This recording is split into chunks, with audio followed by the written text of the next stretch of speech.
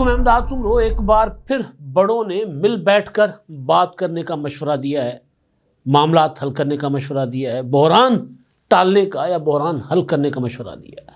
مگر دوسری طرف جو چھوٹے ہیں یا چھوٹی سوچ والے ہیں وہ کیا گل کھلا رہے ہیں، وہ کیا حرکتیں کر رہے ہیں، اس پر بات ہوگی۔ اور ساتھ ساتھ آپریشنز ہوئے ہیں دہشت گردوں کے خلاف، جس میں 13 دہشت گرد ہلاک کر دیے گئے ہیں، اور ان آپریشنز کی وجہ سے ہی کچھ لوگوں کو تکلیف ہے، کچھ لوگوں کو پریشانی ہے، اور وہ مسلسل یہ کوشش کر رہے ہیں کہ ان آپریشنز کو متنازع بنائیں۔ ظاہر ہے آپ سمجھ گئے ہوں گے کہ وہ کون لوگ ہیں، میں کن کا ذکر کر رہا ہوں، کن کو تکلیف ہو رہی ہے دہشت گردی کے خاتمے پر، دہشت گردوں کے خلاف آپریشنز پر۔ سہیل آفریدی صاحب، جنہوں نے کچھ دن پہلے کہا تھا کہ جی پہلے ہمیں ثبوت دیں کہ افغانستان پاکستان میں دہشت گردی کروا رہا ہے، ہمارے سامنے ثبوت رکھیں، اس کے بعد ہم بات کریں گے۔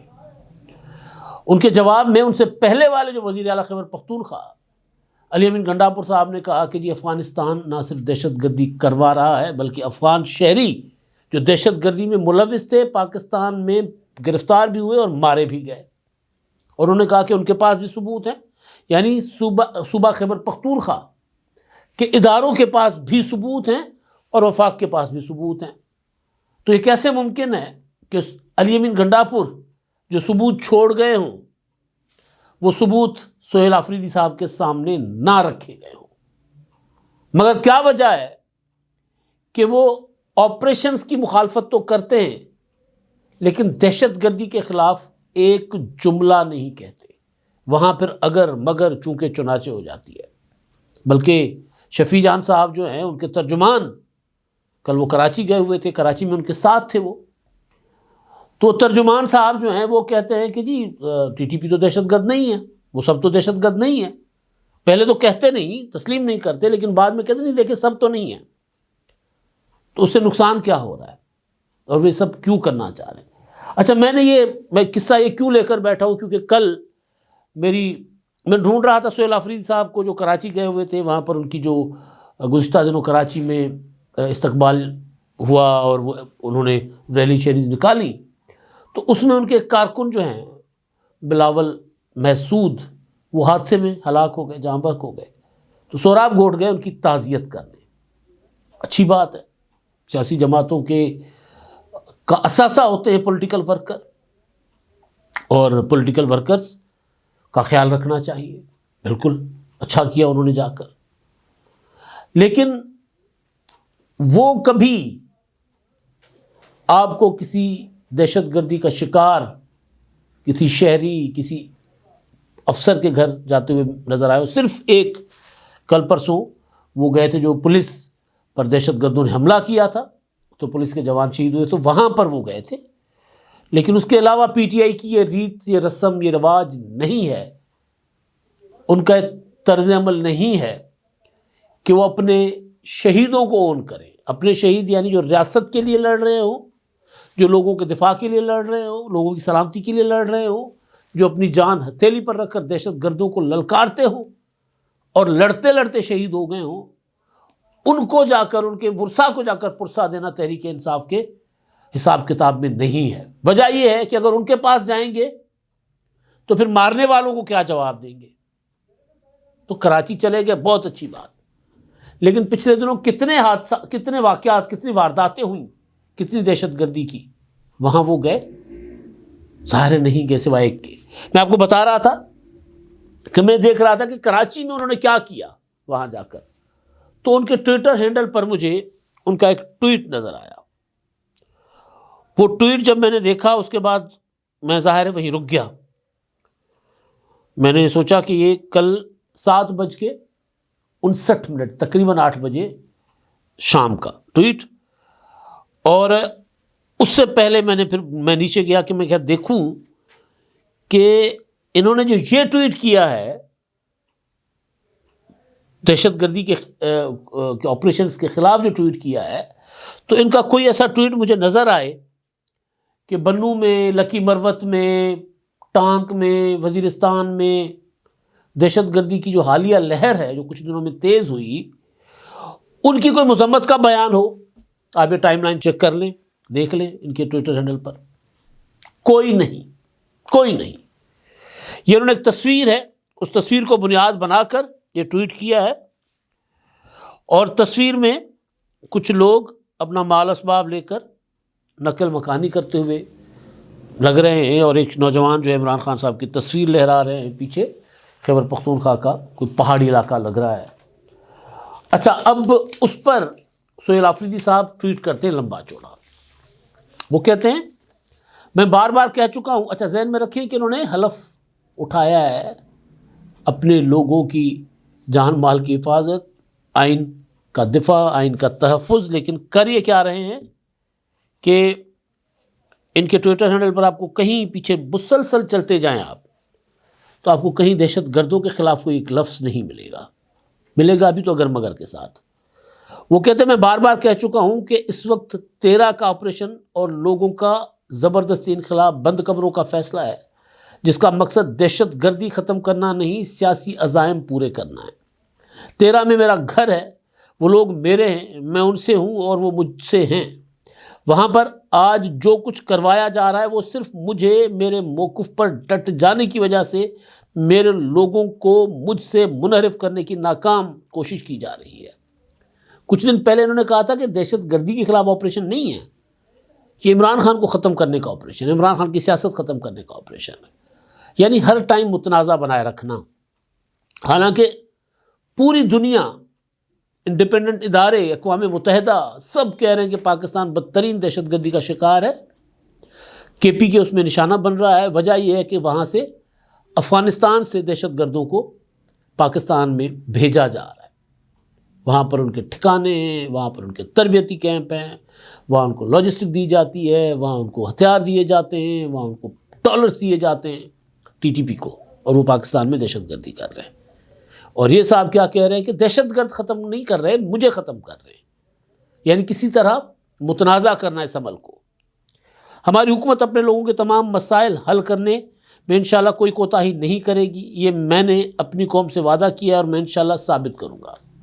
یہ کون صاحب کہہ رہے ہیں جو جب سے وزیر اعلیٰ بنے انہوں نے سوائے اس بات کے کہ میں عمران خان کو رہا کرواؤں گا، تحریک چلاؤں گا، کبھی کراچی، کبھی لاہور، کبھی اسلام آباد، یا پھر کے پی کے میں ہیں تب بھی جلسوں میں، تو لوگوں کے لیے کوئی ایک لمحہ، ایک گھڑی انہوں نے نہیں جو اس پر سوچا، بیٹھے کہ یار لوگوں کو کس طرح بہتر زندگی دیں، کس طرح صوبے کے لوگوں کی خدمت کریں، نہیں انہوں نے کیا۔ وہ کہہ رہے میں نے وعدہ کیا ہے، وعدہ کیا کیا ہے کہ دہشت گردوں کے خلاف جو آپریشن سے وہ میں نہیں ہونے دوں گا۔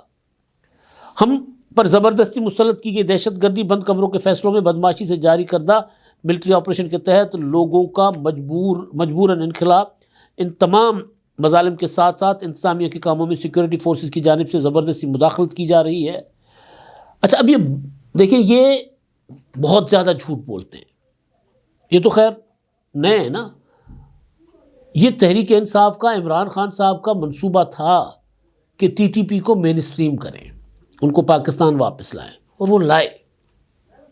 اس وقت کی جو فوجی اسٹیبلشمنٹ تھی وہ عمران خان کے ساتھ تھی، اس میں کوئی شک نہیں ہے، وہ عمران خان کی ہاں میں ہاں ملا رہی تھی۔ عمران خان صاحب، یا ان کو بھی خواہش ہوگی، وہ ہم خیال تھے نا پروجیکٹ عمران خان والے، اور وہ شاید خواب تھا نا 2035 تک رہنے کا، ایکسٹینشن پر ایکسٹینشن، پھر عمران خان وزیر اعظم تو فلاں آرمی چیف، تو یہ سارا منصوبہ تھا۔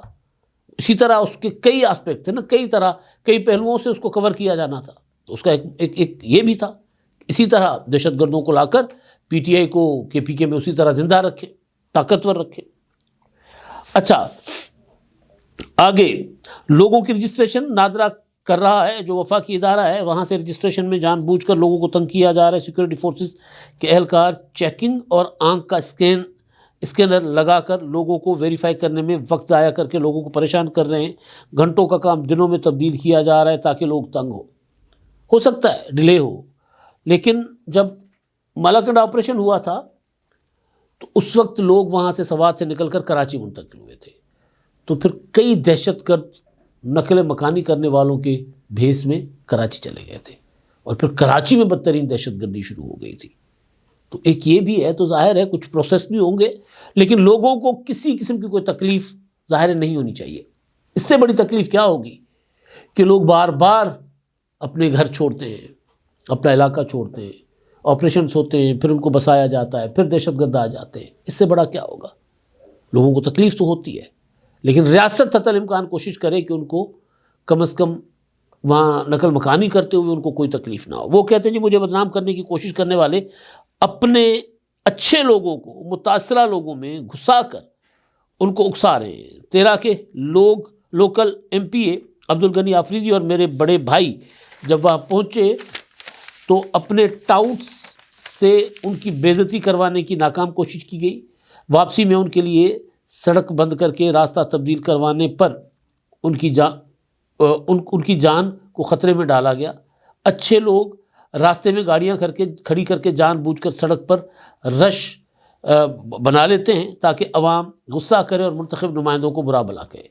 دہشت گردی کی جنگ بند کمروں کے فیصلوں سے نہیں جیتی جا سکتی، نیت ٹھیک ہونی چاہیے اور اعتماد کو بحال رکھنا چاہیے۔ تمام اسٹیک ہولڈرز کو اعتماد میں لیے بغیر مستقبل اور پائیدار امن ناممکن ہے۔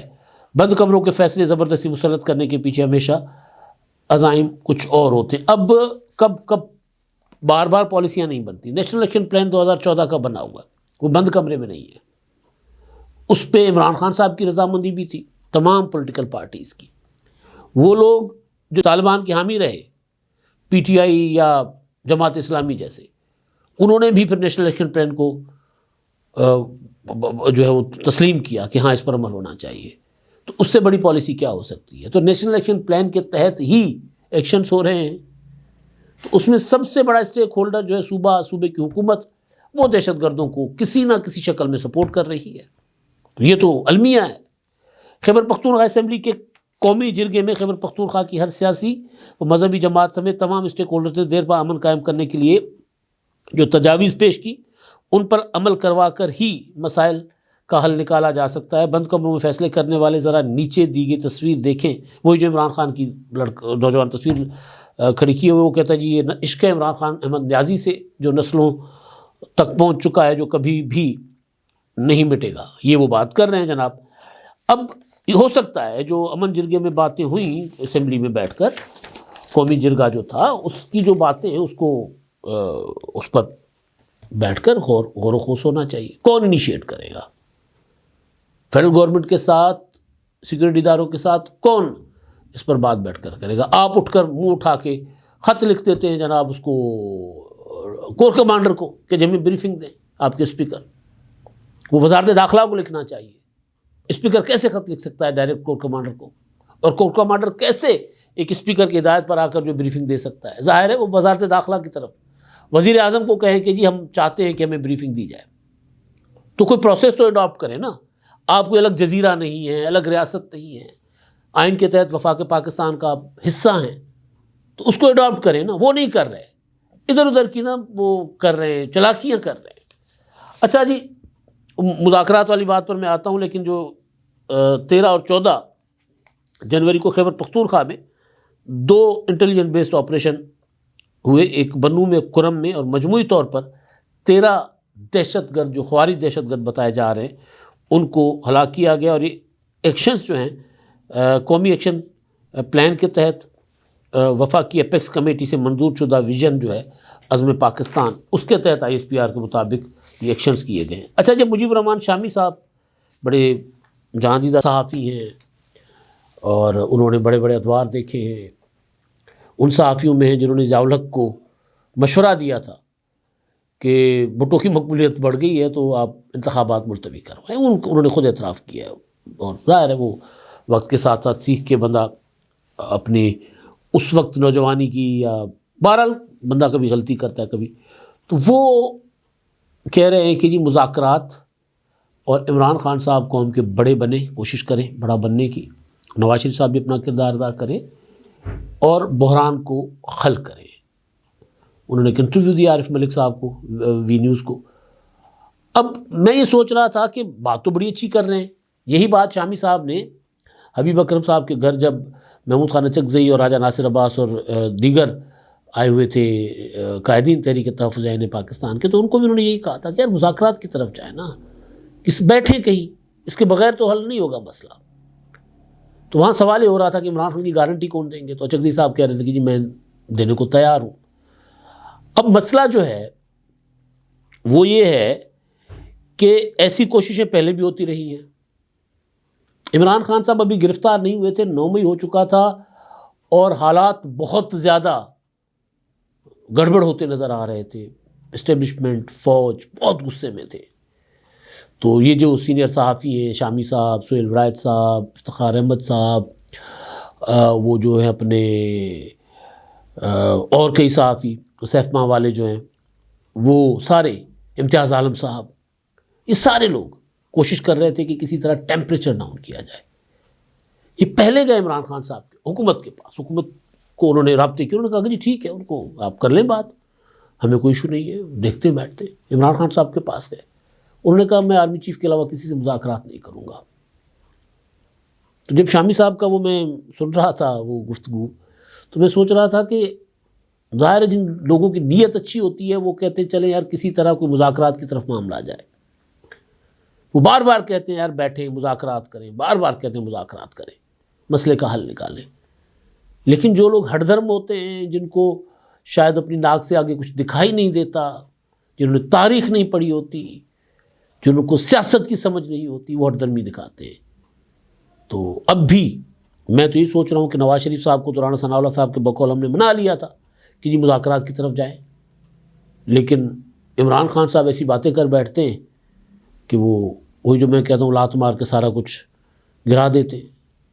تو اب دیکھیں بڑے کوشش کر رہے ہیں کہ مذاکرات ہوں, مسائل کا حل ہو, کوئی بحران کسی طرح ٹلے. تو کیا عمران خان صاحب اس طرف آئیں گے؟ لیکن اس میں ایک سوال اور بھی ہے کہ عمران خان صاحب کے ساتھ اچکزئی صاحب جو ڈیمانڈ کر رہے ہیں اور جو ان کی جائز ڈیمانڈ ہے کہ جی ہماری ملاقات کروا لیں, پھر ہم ان کو آمادہ کر لیں گے. تو شامی صاحب یا اس طرح کے دیگر جو بڑے ہیں وہ حکومت کو یہ بھی سمجھائیں کہ یار چلیں پی ٹی آئی کے لوگوں کو, بہنوں کو آپ ملاقات نہیں کرواتے کہ جی وہ کوئی غلط ملت پیغام عمران خان صاحب کا لاتے ہیں جس سے انتشار اور فساد پیدا ہوتا ہے.